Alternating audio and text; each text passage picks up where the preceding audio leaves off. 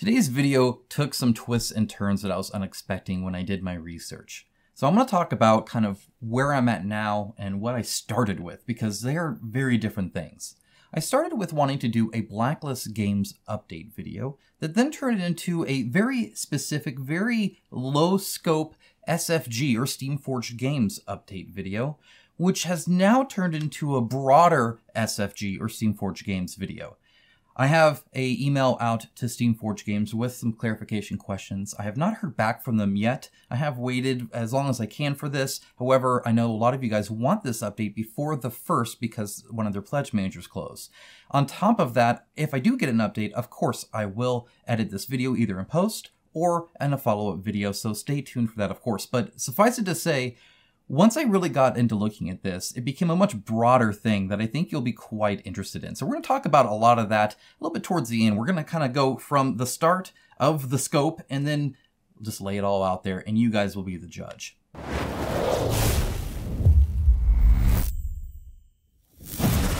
All right, so let's start with the kind of the focused video I had envisioned on this thing, and that is the Street Masters announcement from Steamforged Games themselves.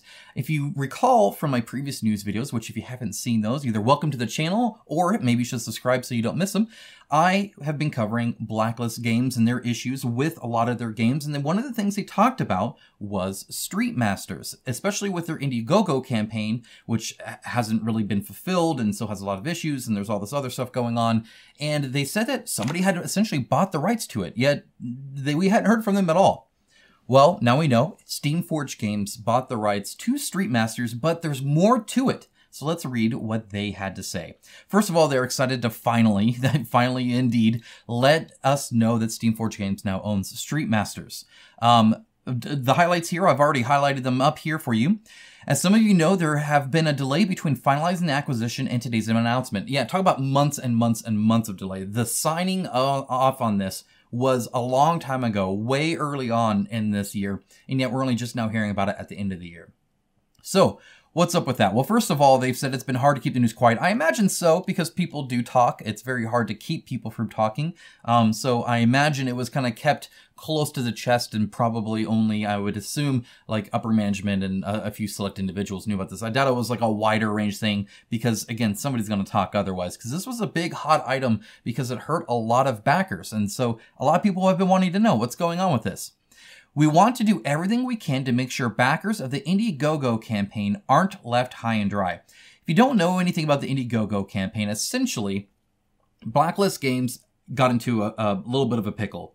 Wasn't really able to deliver everything they did, and so one of the things they did to kind of solve that is keep launching games, right, and get that cash flow in. More on that later, by the way, but for now, we're talking about Blacklist Games. And so when they were doing this, one of the things they did was do a launch on Indiegogo.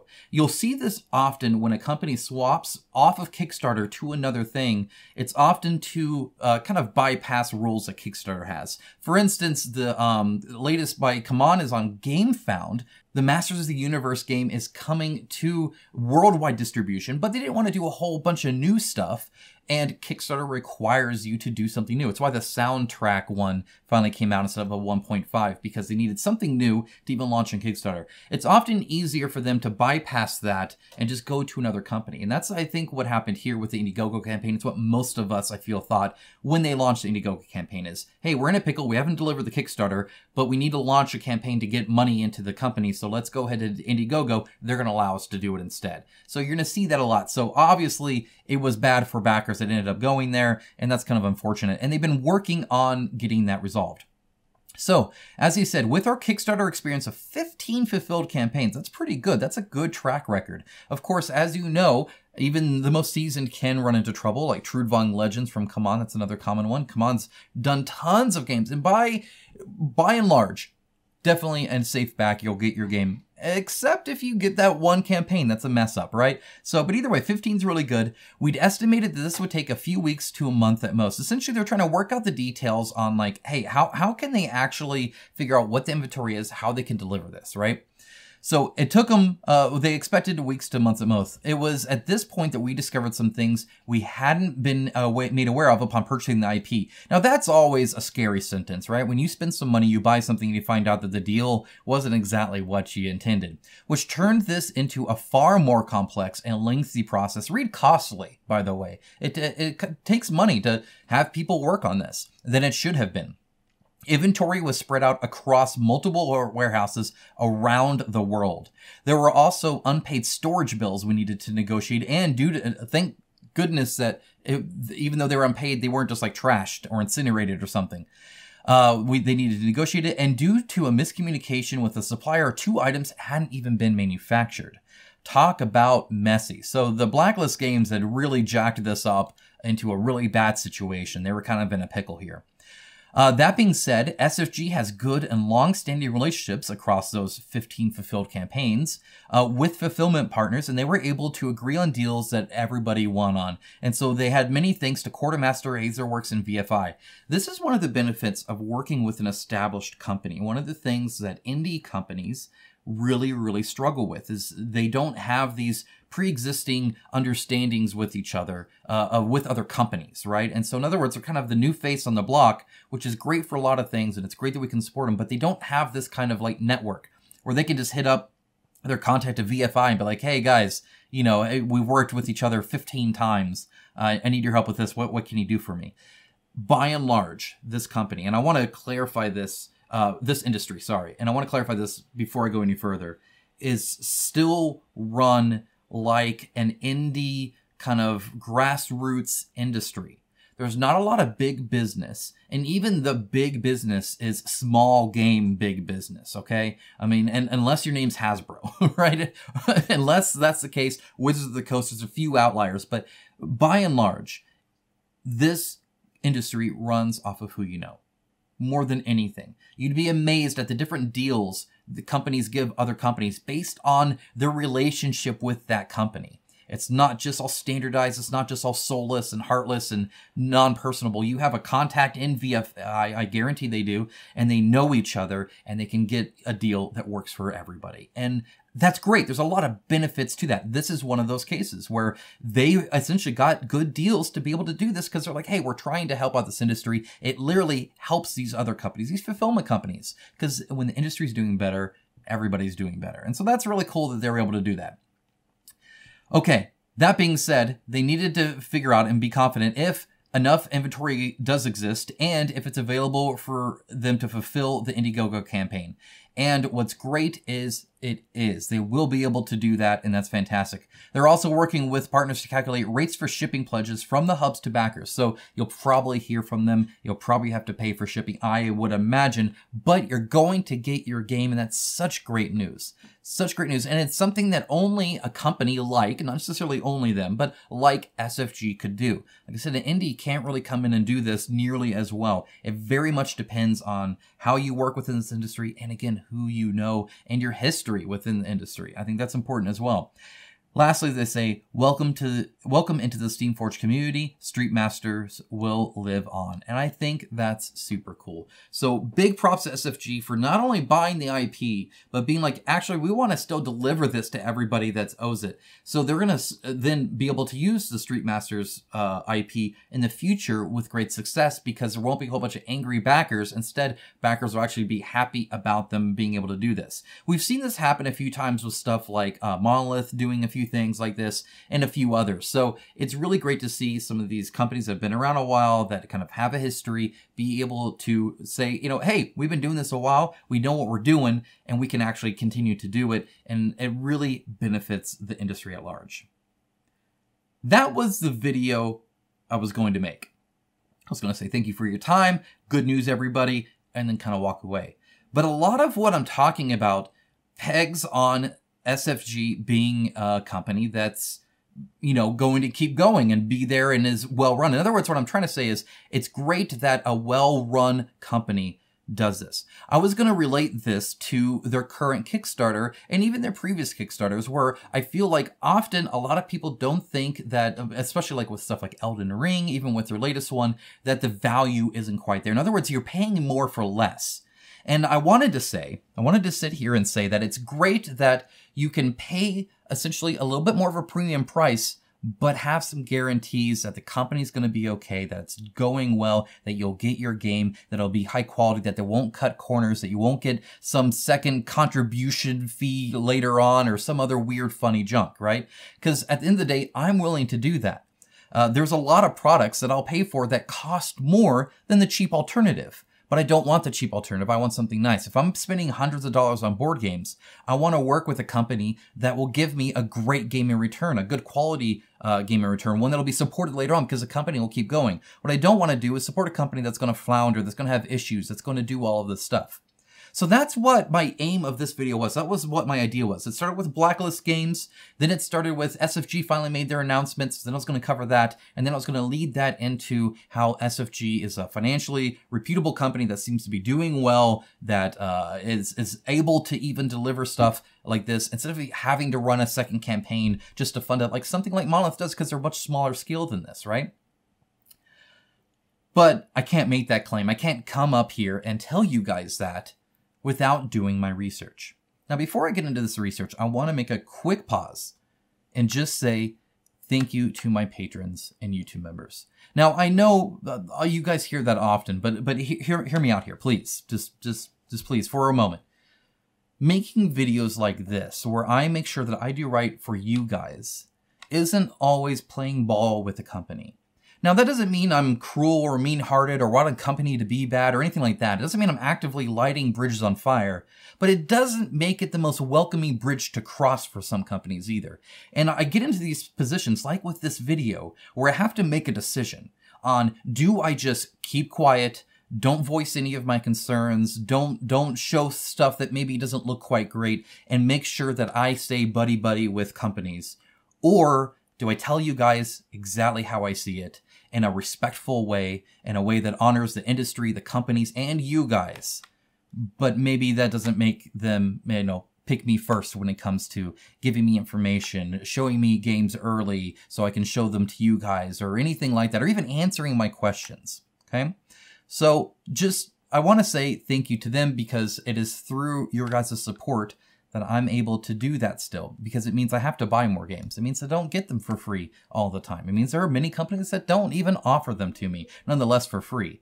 So seriously, thank you to patrons and YouTube members. I do appreciate it. I do have a fundraiser at the end of the year. I'll be having one again this year. Very, very soon I'll announce that. If you can support at all in any capacity, even if it's just a like on this video or a comment saying thank you, I do appreciate it. Thank you so much. Okay, so with that out of the way, let's dive into where my research led. So here's Steamforged Games on Tabletop Analytics. This is a fun website for people like me, maybe you as well, especially if you're interested in the industry, just to get some stats on things. Now, this isn't, like an absolute wealth of information, but let's do a few things conveniently. One of the things here is, as you can see, they've had 17 projects, and of those 17, as they claim, 15 have been delivered. Now, I think there's some counting that's a little bit different on both of those, so I haven't gone and verified either number, okay? So, take that with a grain of salt, because I believe they have like 5 or 6 outstanding, right? Like, I know they have quite a few, right? Obviously, they haven't delivered this one. They haven't delivered this one. I don't think they've delivered this one or this one. I don't even know about, I'm not sure about this one. I know they haven't delivered this one. They just delivered this one. So, I mean, there's a few outstanding there, right? So I don't know exactly which number lies on which. Either way, this is putting it at about $32.5 million raised in revenue. Again, not profits, revenue. Board games are expensive to make, and the profit margins are sadly not what you would think they should be. These games, especially these big bombastic Kickstarters that a lot of SFG games are about, are offering a ton of stuff, and it just kills the profit for it. The better the value you think it is, the worse of a value it is for them. It kind of tends to be how it is, right? If it's super expensive, well, that means they probably have a healthy margin. Ideally, that means that they're a company that's doing quite well. So if they're not getting as good of a deal, if you don't feel like you are, maybe that's a good thing, right? That's kind of what I was leading to. Because they used to do this, like with the first Horizon compared to the second one, for instance. They gave so many boxes and boxes of so many minis all over the place. It was a crazy good deal for what you could spend. And now people are like, I don't know, it doesn't seem like you're making that good of a deal here. And, plus and minus, pros and cons to that, right? But either way, about $32.5 million in revenue just on Kickstarter here, okay? So I also found this out. This is on an econsultancy.com. And it says games company boosts revenue by 261% with e-commerce site overhaul. This is for Steamforged Games. They partnered with a company called Herd to create a more immersive, engaging, and frictionless customer experience and easier paths to purchase. Now, I didn't read the whole thing here because it's locked behind a paywall. And while I want to do my research, I'm not willing to necessarily spend $25 a week just to do it on one video. However, I can look at their website, and what do you know? They actually have a pretty slick website for this. As far as e-commerce goes, this isn't too bad. This is their Black Friday deal, and they just have all these different, deals here. I think they could say it better than just in text. I think the image could reflect that a little bit better, but still cool that they have those deals there. And even if you just look at their games here, you go shop games or whatever, this is nice. There's a lot of filters here. There's a large range of stuff. They have quite the healthy stock, it seems, and inventory to be able to sell all of this stuff that you can buy directly from them. And of course, there's these crazy sales that you can get the latest Dark Souls revamped stuff like this that looked pretty interesting to me. $65 right now. Boom, add to basket, more info. It looks like a quite nice website. So I think they did a quite good job there. This seems like one of those sites that you would see where it's a multiple companies, not just for SFG. So not bad at all, for sure. It looks like there's only 32 things out of stock, actually. But of course, there's more to it than that. So let's look at some finances, because you see, they are actually based in the EU, and the EU loves their documentation. So even if you have a limited liability kind of company, you still have to file these kind of filing history stuff.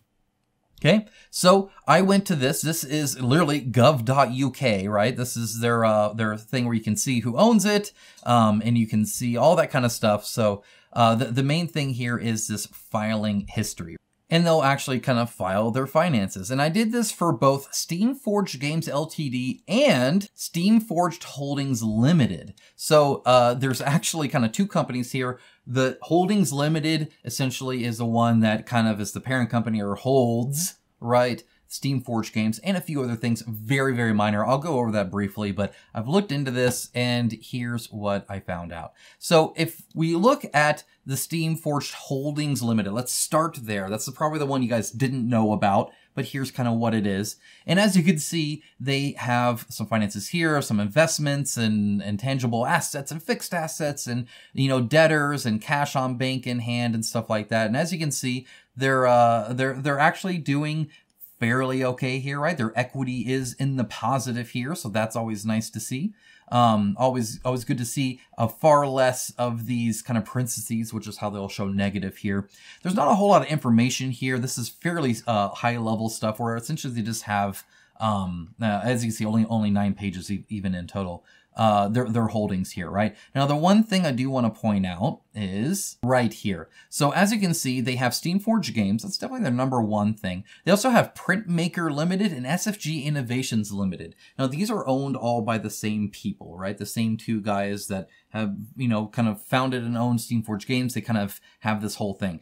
Not a whole lot out of SFG. This Printmaker, by the way, if you look at their finances, it's like 1K, right? It's like there's not a whole lot there, okay? And then for the SFG Innovations Limited, pretty much even less, right? This is essentially, as you can see, 3D printing and productions of board games. They're just kind of, I don't know if they're just starting out or what's kind of the deal with there. Either way, not really important to the overall picture, so we're going to kind of ignore those and stay a little bit focused on SFG. This is the big one here. Okay, so here is the Steamforged Games. Again, this is of March 31st, 2022, right? So I haven't seen a later one than this.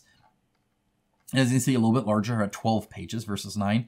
And what you're going to see here is a lot more negative, right? And so you'll see here that their assets are at like around 2 mil. And then as you can see here, their net liabilities are at like 4 mil, right? And so there's definitely kind of a difference there that you'll see between the two here. So the total equity, as you can see, is right there at around that 4 mil. Right, and that's again from 2022. 2021 was actually less, so they've actually gained quite a bit here. Now they do kind of explain this, right? Because I know one thing that you guys are going to be concerned about here is if they are a going concern, right? Which they say right here. They say right here, which is great. and to see that they are a going concern. Now that sounds bad because concern, right? Going concern is good. It's what you want. It just means I can continue to operate my business without essentially going under. Everything's fine, right? If you're going concern, you're good to go. You can just kind of think of it that way, right? So they're saying that, hey, that's where we're at right now, right? Now, the company's balance sheet shows net current liabilities, as you can see, of like 2.8 million here, and excess of liabilities over assets of 4.2 million, right? So obviously up on there. As of the 31st of March, the company owed fellow group companies more. The balances included, blah, blah, blah. So the thing here is, given the continued losses incurred in 2022, again, that's those parentheses, that means negative, right?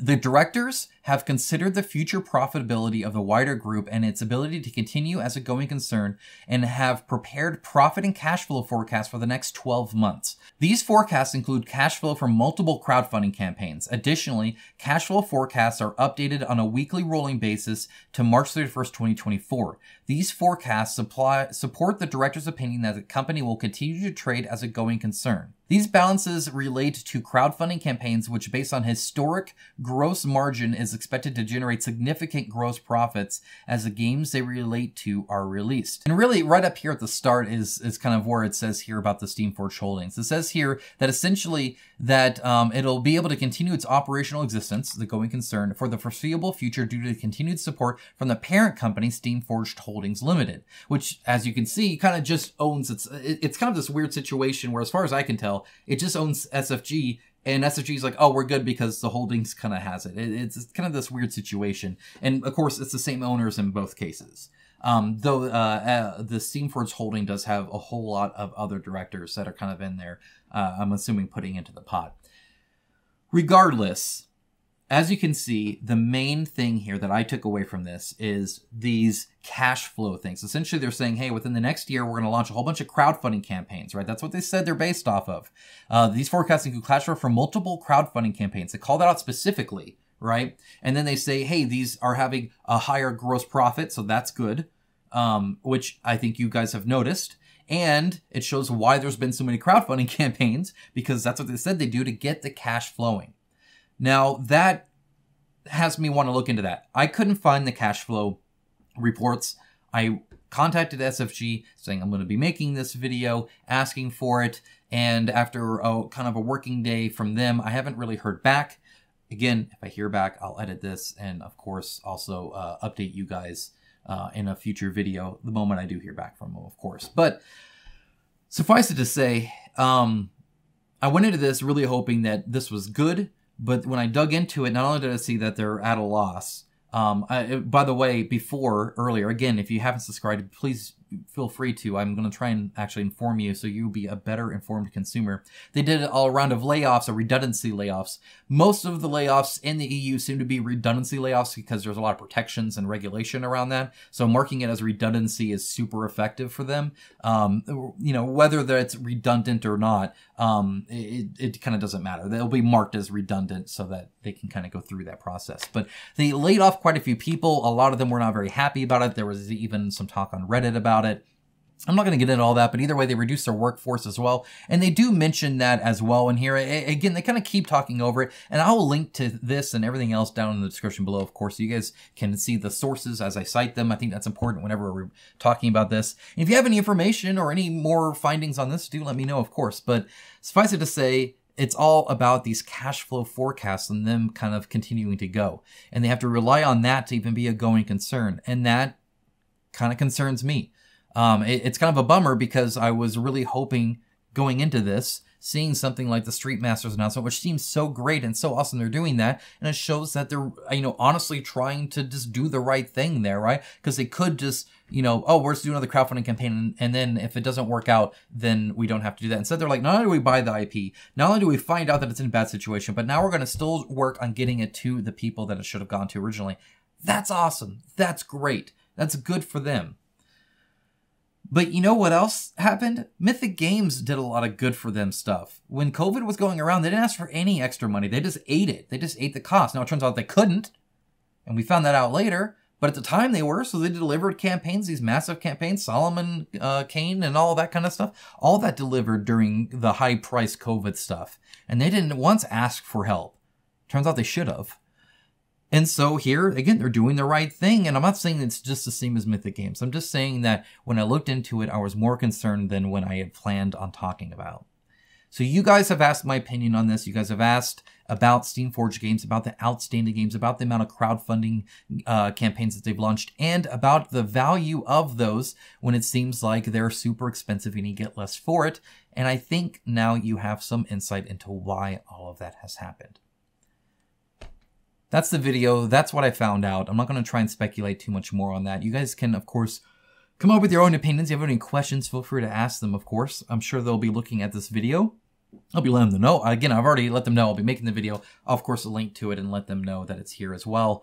And again, if I hear any feedback, I'll probably pin a comment, so please check that out. YouTube doesn't allow me to edit videos in line anymore, so I can't do that. But I can pin a comment right away, and then, of course, I can post updates as I get them as well. So stay tuned for that. Guys, I hope you do have a great rest of your day. If you are a Street Masters backer, you are in luck. If you are a backer of everything else, keep this information in mind. All right, take care, guys. Bye.